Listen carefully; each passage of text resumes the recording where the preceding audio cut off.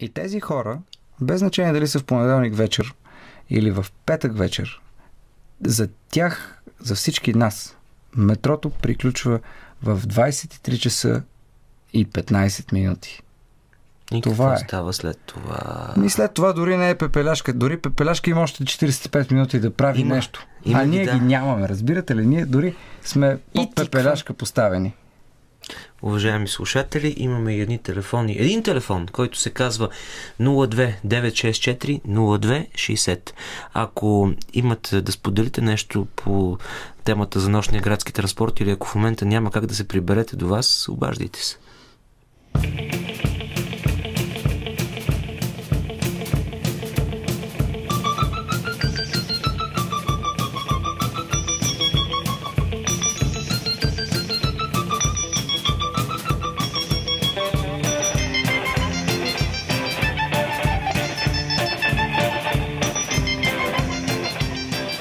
Уважаеми слушатели, намираме се на честотата на програма Христо Ботев. Заедно след полунощ, аз съм Цветан Цветанов.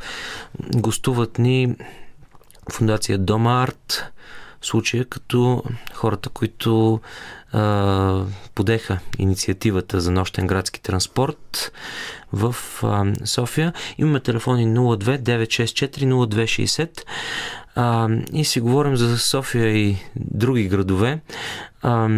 Сега моя най-хубав полудетски спомен от 25 годишна възраст, примерно, е... Което не беше чак толкова отдавна. Пред 10 години гледах New Model Army в Загреб. Една моя любима група наистина от детството ми. По какъв начин? Прибирах се от друг фестивал, намирах се там за около 4-5 дена, не бях разбрал, че и те свирят. И чаках един нощен трамвай в 3 часа, за да ме откара до други край на Загреб. Загреб е дълъг град. Освен, че е красив. Да, но е такъв продълговат. И аз си чакам трамвая, знам, че ще дойде в 3 и изведнъж виждам едни малки плакатчета на този трамвай. На тази трамвайна спирка, ако не се бях загледал, на другия ден нямаше да съм на това място. Ужас. Не е ужас. Загледах се, стоях, нощен градски транспорт и оттам той ми подейства като една осведомителна агенция. Ами ето това е нещото, което явно е липсвало всъщност преди няколко години, когато Дойчин и фундацията се бориха за нощния градски транспорт, всъщност, който успяха да го реализират или успяхме да го реализираме и всъщност това е нещото, което липсваше, това уведомяване на хората. Да, вижте, всеки има лична история. Както вие разказахте вашата, аз също ще разкажа и моята. Това при мен се случи малко отдавна, не знам, преди около пак 7-8 години или по-скоро, но беше в сходен на Загребград, в Бърн, в Чехия. Мой приятел работеше за една транснационална корпорация там. Аз му ходих на гости и знаеме за чешката бира, знаеме за така приповдигната атмосфера, която тази държава и големите градове създават както за своите граждани, така и за гостите си. И тогава, всъщност за първи път видях, пак беше един много красив трамвай, който обаче не в 3 часа, а той беше там винаги в 3 без 10, в 2 без 10, в 1 без 10, в 5 без 10. През час, т.е. ти бил така? През един час. Беше през един час, но беше 10 минути преди часа, в който тръгваше. Тоест ти не го чакаш. Той те чака. И ти си казваш, аз ще изпия още една бира, ще остана още малко. И напълно свободно разполагаш със своето време. Както през деня, така и през нощта. Тоест по никакъв начин не мислиш за допълнителни разходи, спестяваш, чувстваш се по-добре с приятели си. Така че още взето няма нужда, имаш някакъв избор, защото проблемът е, че нямаш избор. Тук нямаш избор, задължен си да пътуваш с такси, а всъщност можеш да пътуваш много по-ефтино с градски транспорт. Това е една опция, която не трябва да се лишава. Това е една общинска услуга, която трябва да е достъпна за максимален брой хора. И тя надхвърля точно в тези неща, най-общо, които ги очертаваме, тя надхвърля строго транспортния си характер.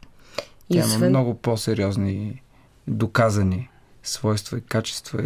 За това си говорим точно. Да. И също това не е... Защото всеки може да се транспортира до някъде по добър или лош начин. Да. Все още не може да се телепортира, но с транспортирането само се ден. Получава. Нощем вече картинката е друга. Какви бяха основните спънки миналата година, когато аз така много очаквах да се получи нещо? Ние също стартирахме с Мартина, сме си говорили с други колеги в екипа. Анализирали сме последния си опит, в който така част от нас участваха. Чакахме да мине време, мислихме, че мисленето в общината ще се промени. С огромно съжаление го казвам, че те в момента като мислене са... Има други приоритети. Просто това е нещото, което се казва на всички, но пък това да кажеш, че е много скъпо да имаш нощен градски транспорт и същевременно да можеш да обявиш проекти за по 3-4 милиона лева, които са без реална полза за града. Като, например, това в зона Б5, което ще се построи, цирк с амфитеатър, с подводен...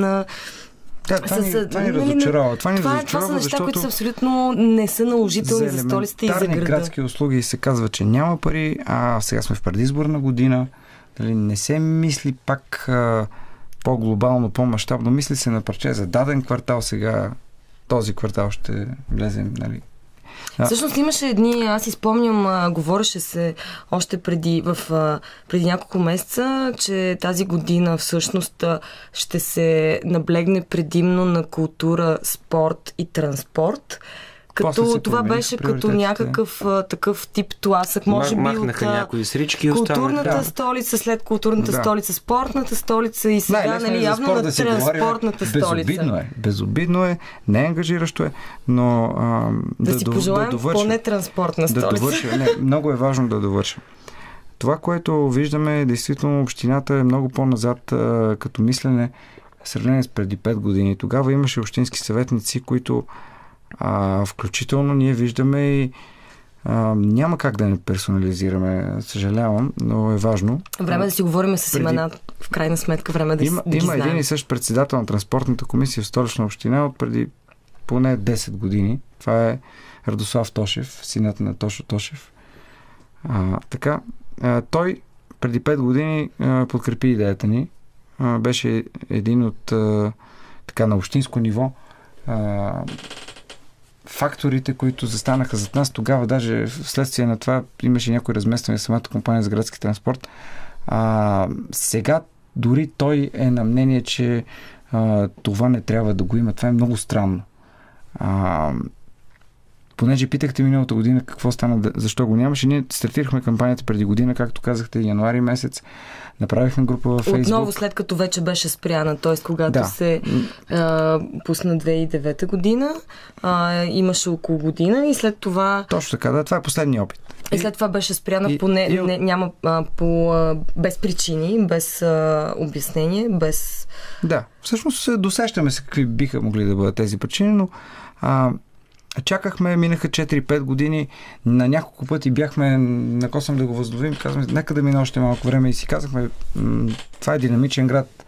5 години са минали, приоритетите сега са тотално различни, отколкото странно тогава. Странно да кажеш, че отделяш толкова много пари за нещо, което е безсмислено, а такива нужни услуги, като нощния градски транспорт, като дупките в центъра на града, като неизмазаните фасади, не са приоритет, явно. Значи, представям си много добре как нощния градски транспорт не би бил приоритет в една столица, в която е много колоездачна столица. Но София някакси не ми се вижда толкова колоездачна. Вие казахте за Загреб, но всъщност, доколкото аз знам, София е един от най-дългите градове в Европа. София има над 1 милион жители. Официално, неофициално приближава 2, над 2, малко под 2, нали? Варират тези нагласи и очаквания. Расте и не старее. За популацията на града, но всъщност това е нашето проучване в рамките на групата във Фейсбук за нощен градски транспорт, която вече има близо 6000 последователи. 6000 не го казвам случайно като цифра. И постоянни коментари, над 60-70 това е нормално. харесвани обсъждания на някакъв пост, което показва, че явно има някакъв интерес към тази тема.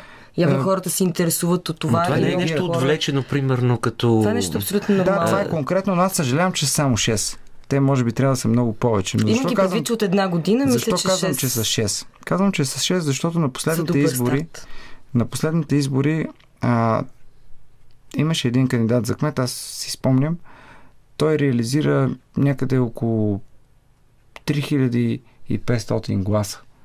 И това доведе за политическата сила, която го беше излъчила, за двама общински съветници.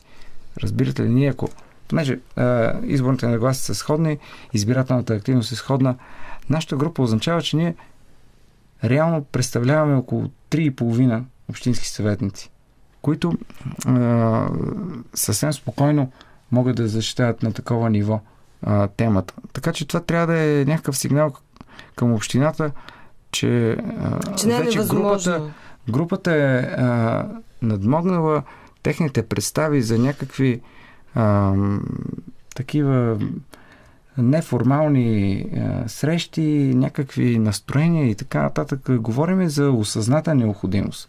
В групата се проведе проучване, което показа, че София вече с близо 2 милиона население, или може би малко над това, е единственият милионен град в Европейския съюз. Не говорим европейска столица. Единственият милионен град в Европейския съюз, защото много столици са също... То не е само в Европейския съюз. Под милион, а и много градове, които не са столици, са над милион. Имат нощен градски транспорт. София първо единственият милионен град без нощен транспорт. Казват, няма пари. Добре. Как тогава в Любляна, която около 400 хиляди население, има 5 нощни линии? Как се получава това? Нямаме отговор на тези въпроси. Единственото, което получихме официално от общината, така, ние стартирахме януари месец. Имаше медийна кампания. Благодаря на вас и на останалите медии. Наистина сериозен интерес, което също ни даде мотивация да продължим. От януари до юни направихме редица срещи, публични обсъждания. Хора, които са представители на софтуерни компании, ни казаха, че има транспортен софтуер, който може да следи хората, може да изчисли за населението на даден град колко линии са необходими. И всичко това го представиха в общината. Вероятно безплатно сте го предоставили, предполагам. Безплатно го предоставихме, разбира се. Това беше плод на инициативата на фундацията. Има много събития, които се случват. Има наистина усещане на липса на подобен тип услуга, защото, както си говорихме, това са и концерти, и фестивали, нощта на музеите, нощта на галериите. Това са концерти на Металика или много други... София Филмфест. София Филмфест, включително, да. Фестивали. Много филми знаем, че свършват в 12 часа и като